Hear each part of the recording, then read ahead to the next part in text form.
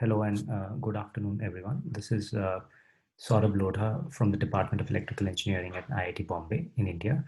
I'm currently a visiting professor at TU Delft in the Netherlands, and would like to thank Physical Electronics for inviting me for this workshop, where in the next 20 minutes or so, I'll tell you a little bit about thin film XPS and UPS studies for semiconductor device applications at IIT Bombay. So the outline of my talk basically goes as follows. I'll give you an overview of the IIT Bombay Nanofabrication facility, where we have the XPS UPS system. I'll then talk a little bit about its capabilities and usage statistics. And then I'll go into some technical details of a few XPS case studies looking at gallium nitride transistors, advanced germanium transistors for CMOS applications, and more exploratory graphene and MOS2 devices. And then I'll give you examples of studies that look at angle resolved XPS, UPS, and depth profile XPS for semiconductor devices. And then I'll summarize my talk. So the IIT Bombay Nanofabrication facility was established in 2006. It's been about 15 years. And it's a large central facility at IIT Bombay with nearly 80 fabrication tools and 50 characterization equipment. One of them is the XPS system. We have about 7,200 square feet of clean room space. And the facility is involved in various activities like research and development of semiconductor device technologies. We are also involved in manpower training, where we offer courses for semiconductor manufacturing in collaboration with industries. We also have an outreach program called the Indian Nanoelectronics Users Program, where our facility is open for use for academic users all over India, as seen in this map on the top right. And the XPS system is a part of the many tools in the IIT Bombay Nanofabrication facility. So coming to the tool itself, it was installed in 2013. Here's a picture of the XPS system. It has all the basic capabilities of XPS, depth profiling, angle dependent measurements, and also UPS. And we are planning to upgrade the system later this year with an OJ attachment, reels, and so on. So if you look at how the system has been used over the last few years, you find that it's a very popular system. It's being used fairly regularly. The usage went down a little from 2018 because of a second ESCA system in the institute, and 2020 has been a bad year because of COVID. But overall, it's a very popular system and used very widely in the institute across many departments, as well as academic users from outside IIT Bombay and industry users. Now let me get into a little bit of technical detail as I talk about some case studies where XPS has helped significantly in developing semiconductor devices. The first of them is gallium nitride HEMTs. This is the work of my colleague, Professor Dipankar Saha, and in this specific case, he was interested in developing gate oxides for AlGaN GaN HEMTs, specifically dioxide and Al2O3 layers. And with the help of XPS, he was able to determine the band alignment between these oxides and the aluminum gallium nitride layer, and also confirm that the oxide formation is complete, because he was sputtering the metal and then oxidizing it. So he was able to confirm that the oxide formation is completed without any residual metal with the help of XPS. And these are very thin layers, as seen in these TM pictures, about 3 to 4 nanometers. And when you look at the overall performance of these oxides, you find that they do result in better carrier mobility, as well as overall mobility charged product as compared to control samples, which are without these dielectrics. So to summarize, XPS really helped him develop these dielectric oxides for better RF performance from gallium nitride HEMTs. Another example is germanium channel transistors for advanced CMOS applications beyond silicon. This is work done by my students. I'll present a few examples where XPS has helped us in developing devices. The first is where we looked at hafnium aluminum oxide as a gate dielectric for germanium CMOS. So the basic idea here is that you have this germanium transistor where you have the gate stack circled in red here. And we were interested in this dielectric hafnium oxide that is sandwiched between aluminum and germanium oxide. The problem that we were trying to address was that this hafnium oxide is fairly unstable when annealed, and it intermixes with the germanium oxide and degrades the transistor performance. So we were trying to introduce aluminum in this hafnium oxide to make the stack more stable. So how did we do this? We used ALD to make hafnium aluminum oxide, and XPS helped us to determine the exact aluminum composition of these various films. And we were able to develop films all the way from aluminum oxide to hafnium oxide with these intermediate compositions of aluminum using ALD and XPS. And it did improve the overall performance. So you can see that the hafnium aluminum oxide did preserve the germanium oxide layer even after an anneal. And if you look at the electrical performance of the transistors with hafnium aluminum oxide, it is significantly better than the control samples which had hafnium oxide as the dielectric. So again, another example where XPS helped us in thin film development and resulting in improved electrical performance of transistors. Another example where XPS came in very handy was when we were trying to scale these dielectrics. Now in this case, we are trying to scale the gate dielectric aluminum oxide at the very part of the yellow colored layer here, and trying to scale this to sub-nanometer thicknesses. We were also trying germanium oxide instead of the aluminum oxide to get very scaled dielectrics. And if you look at some of these TM pictures, we're talking about sub-nanometer thicknesses, 5 angstroms of aluminum oxide, 5 angstroms of germanium oxide, and so on. And XPS was very handy here in determining the quality of these films, their stoichiometry, and so on. So for example, this germanium oxide here is a substoichiometric oxide with GEO and GO2 both present in this ultra-thin layer. So XPS was very, very critical in determining the presence of these films and their stoichiometry.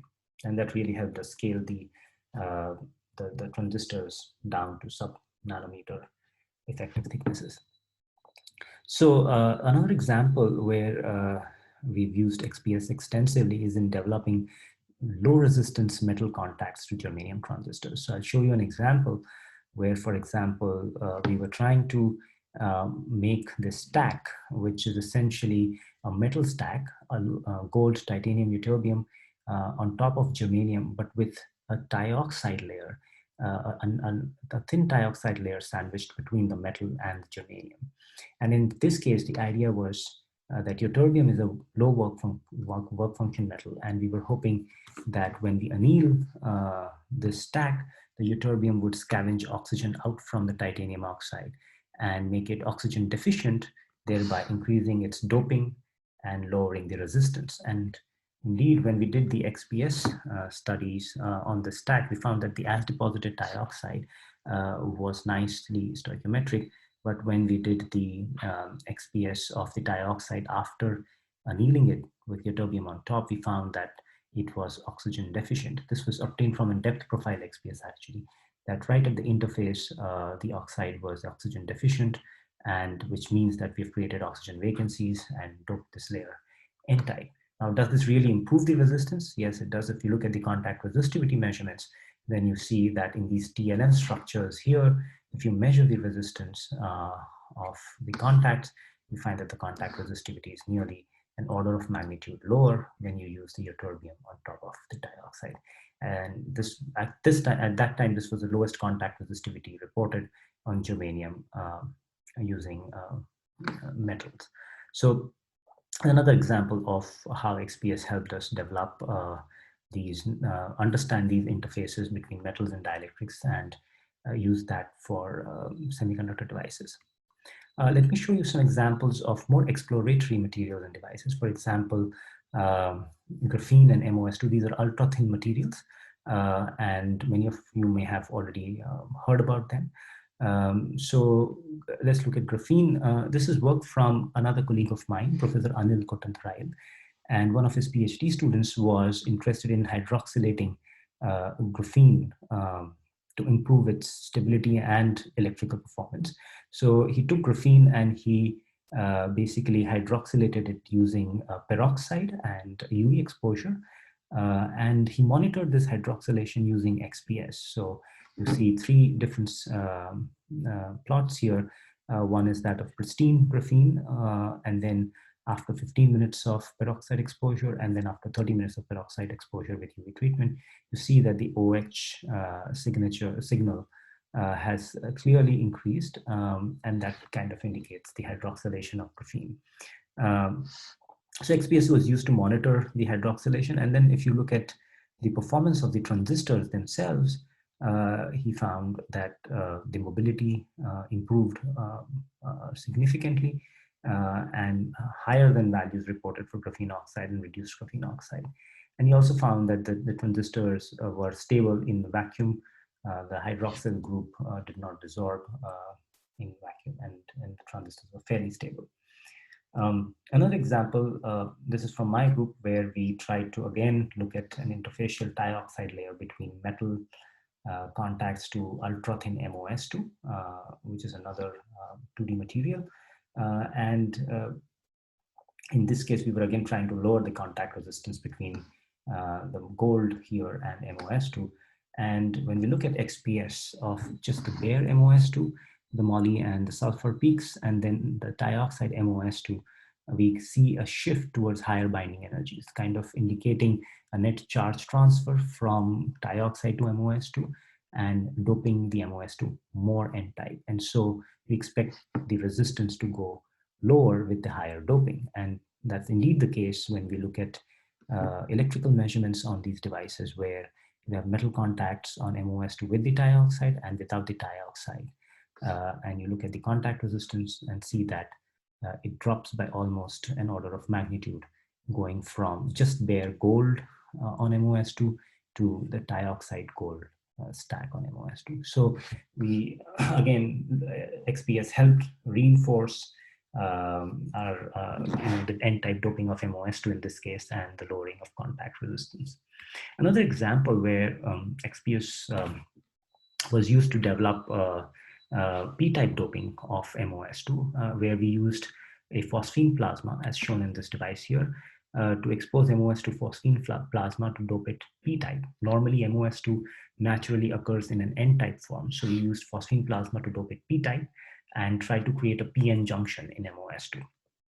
So first thing that we saw was that, yes, XPS confirmed that there is phosphorus on the surface of MOS2 after exposure to a phosphine plasma. And then when you look at more detailed spectra, you find that in this case, both the moly and the sulfur peaks shift to lower binding energies, which is indicative of P-type doping in this case, as opposed to N-type doping in the previous case, P-type doping of the MOS2. So this again indicates that, yes, with the phosphine plasma, we are able to dope MOS2 P-type, and hence when we look at the device performance, here's an SEM micrograph of the PN junction, where this white region was exposed to the phosphine plasma. And if you look at the electrical performance of this PN junction, we do see nice rectifying diode-like characteristics with a rectification ratio of more than 10⁴. And this was one of the first reports of MOS2 PN diodes using plasma doping, selective plasma doping. So another example of how XPS helped us not just detect the phosphorus, but also nail down the mechanism or show that the doping is P-type when you have phosphine plasma exposure for MOS2. So these were examples of XPS studies. Now let me show you some examples of how we have used angle resolved XPS, UPS, and red profile XPS in developing semiconductor devices. The first example I want to share with you for angle resolved XPS again comes from a gate stack on germanium transistors. And in this case, what I want to show you here first is that conventional dielectric right on top of germanium is germanium oxide. But this germanium oxide, the stoichiometric germanium oxide as shown in this XPS spectrum here is chemically and thermally unstable. So in this study, we were trying to nitrodize this germanium oxide and improve its stability. So we used a decoupled plasma nitridation process to nitrodize this germanium oxynitride. And this is where it occurs in the overall transistor structure. It sits right above the germanium channel in the transistor. Conventionally, people have tried creating this nitride using rapid thermal nitridation. So we were trying to do it slightly differently using decoupled plasma nitridation. Now, if you look at the nitrogen profile using angle resolved XPS in this DPN film versus the RTN film, the rapid thermal film versus the plasma nitrided film, you see that while the RTN film, which is the more conventional process, is nice and uniform, the nitrogen in the plasma nitrided film has a very non-uniform profile. There is less nitrogen at the interface with germanium, and there is more nitrogen at the surface. And if you look at the thermal stability, you look at the XPS spectrum before and after and thermal anneal at 575 degrees Celsius, here you see that the plasma nitrided film is much more stable. The RTN film degrades.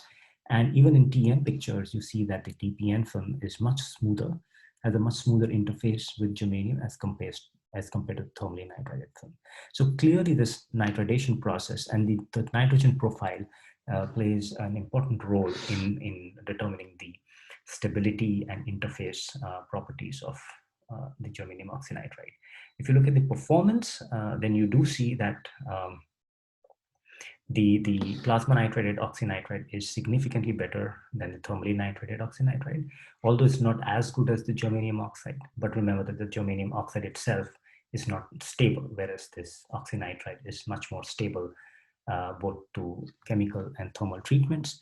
And at that time, when we reported this work, this was the best reported oxynitride mobility on germanium in 2013. And since this work was done in collaboration with Applied Materials, we used a 300 millimeter plasma nitridation tool from Applied Materials for creating this film. This was covered in Applied Materials Technology Journal, as you can see here in this picture.